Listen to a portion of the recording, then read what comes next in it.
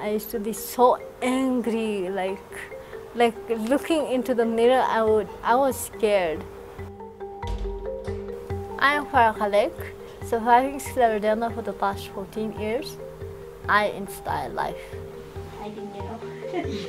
Basically. But yeah, I didn't miss anything.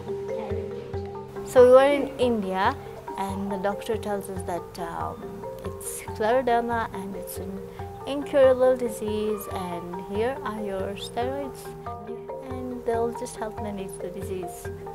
And I'm like, what do you mean there's no cure? There has to be a cure. It started off initially as slowly stiffening my skin and my body. So that reduced a lot of my movement. I started getting tired. I lost my weight, lost my hair. It really, really changed me. I literally disconnected myself actually.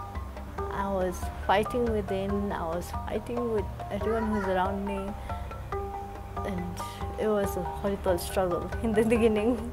8 years into the disease, I was done fighting, like literally. I started praying, I started wearing my hijab. I looked into the mirror and I loved what I saw. So yeah, I accepted her.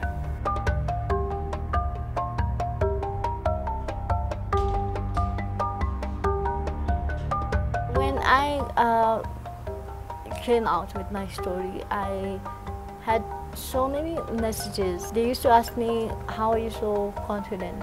And I'm like, yeah, I felt the need to help people to embrace themselves. Yo.